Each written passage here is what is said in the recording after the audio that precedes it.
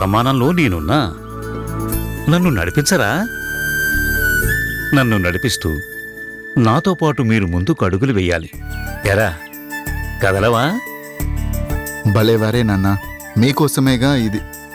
అదే వద్దు, నా కోసం అనే మాట మర్చిపోవాలి. మీకోసం అనే దారికి మీరు రావాలి. ఆ దారిలో మనం నడవాలిరా. మీలో మీకు ఇంకా కోపాలు తగ్గలేదా? నా కోసం అనే మాట మీ నోట ఇంకా వస్తుంది? అబ్బే, అదేం లేదు మావయ్య. కోపతాపాలనేవి తగ్గటానికి ఇంకా టైం పడుతుందంటావు. వీళ్ల మధ్య దూరం తగ్గించాలంటే పక్కపక్కన కూర్చోబెట్టి ఏదో నియమంతో బంధించాలి. అప్పుడు గాని వీళ్ల పూర్వబంధం తిరిగి ముడిపడదు. యజ్ఞము, యాగము, పూజో, హోమము, వ్రతము ఏదో ఒకటి చేయించాలి. నోము పట్టిస్తే గాని ఈ అపోహలు తొలగవు.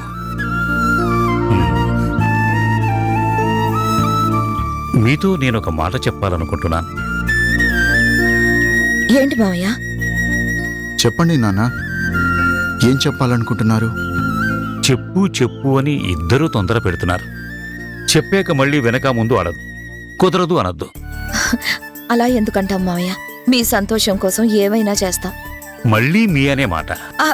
సారీ, ఇంకా అనండి మావయ్య, మా కోసం. ఎరా నువ్వు? షూర్ నాన్న, చెప్పండి. నాకన్నా ముందు 2 తరాల క్రితం మాదంతా పెద్ద సమిష్టి ఉమ్మడి కుటుంబంరా. మేము మా తరంలో కూడా చాలా కాలం కలిసే ఉన్నాన్రా.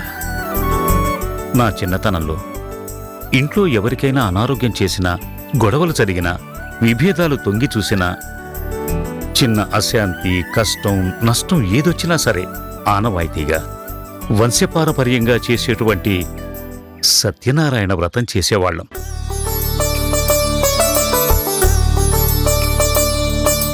ఆ వ్రతం చేస్తే ఇంట్లో సుఖశాంతులు, ఆరోగ్యంతో పాటు లక్ష్మీ కటాక్షం, మనశ్శాంతి లభించేవని మా ప్రగాఢ విశ్వాసంరా. కాని మీ పెళ్లిలోనే అవాంతరం ఏర్పడింది. వ్రతం కుదరలేదు. ఆ అశాంతి నా మనసులో స్థిరపడిపోయింది. మీ మధ్య విభేదాలకి, మీ ఎడబాటుకు కూడా కారణం అదే అని నా మనసు బలంగా చెప్తోంది.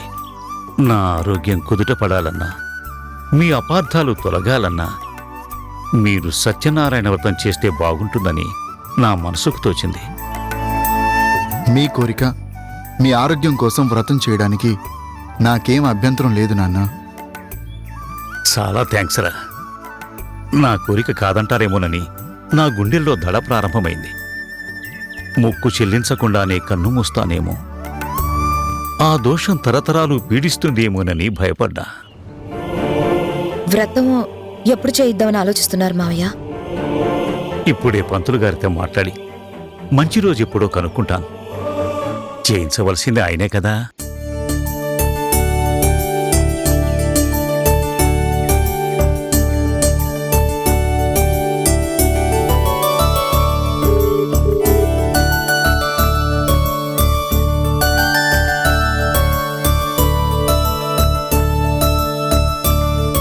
అమృత ఘడియల్లో తలచిన కార్యానికి ఆటంకాలుండవు.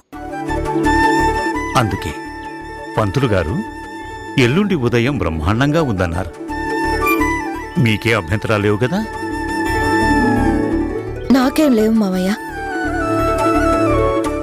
నాకు ఏమీ ఇబ్బంది లేదు నాన్న. అయితే ఓ పని చేయండి, రేపు పెందలాడి ఇక్కడికి వచ్చేయండి.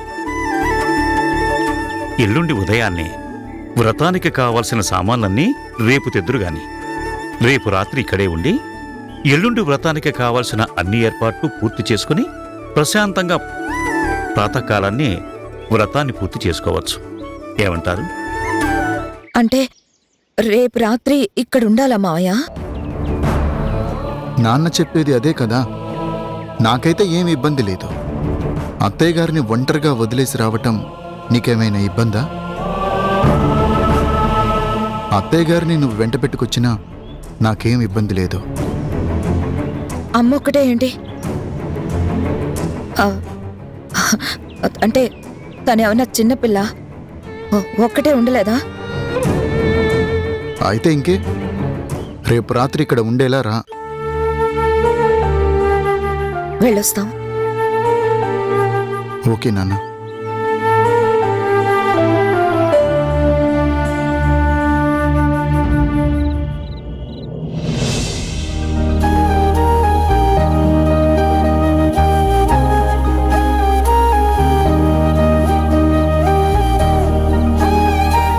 ఏంటి జనని బ్యాగ్ సర్దుతున్నావు?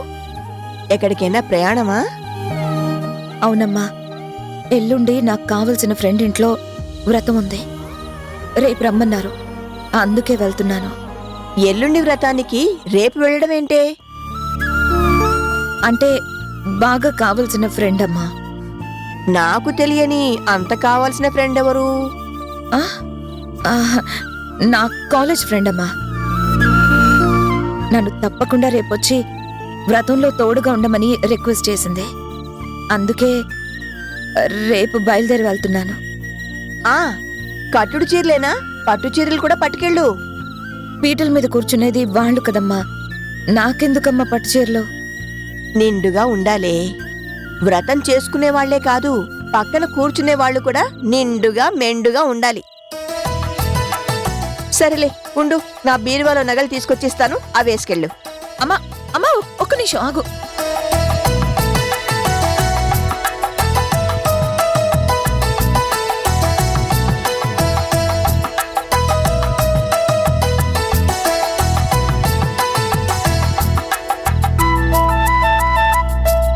నీకు కావాల్సిన మనిషి తన మనశ్శాంతి కోసం చేసుకుంటోంది. నువ్వు కూడా వ్రతంలో సత్యదేవుడికి మొక్కుకో. అన్ని సుఖ సంతోషాలు నీ ఇంట్లో వెల్లివిరిస్తే వ్రతం చేసుకుంటానని మొక్కుకో. ఏంటి మొక్కుకోవా?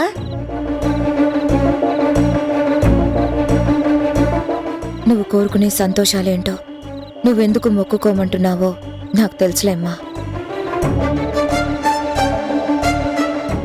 నీ వ్రతం ఎక్కడో, నీకంత కావలసిన వాళ్ళెవరో, ఎవరెవరు వ్రతం చేసుకుంటున్నారో నాకు తెలుసులేవే పిచ్చి మొహమా.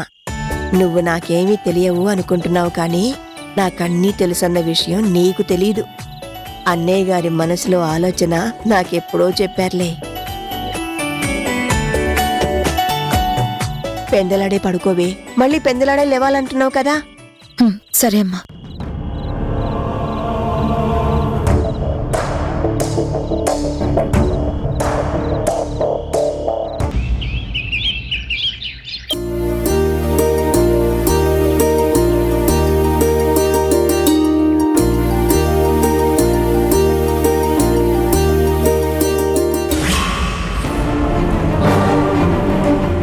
గుణ, నేను నా బ్రతుకు చాలించాలనుకుంటున్నాను గుణ.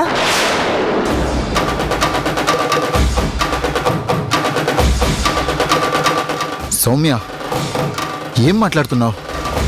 ఆత్మహత్య చేసుకోవాలనుకుంటున్నాను. అర్థమైందా? నీ పక్కన నాకు స్థానం లేదని స్పష్టమైంది. అందుకే నేను ఈ నిర్ణయం తీసుకుంటున్నాను.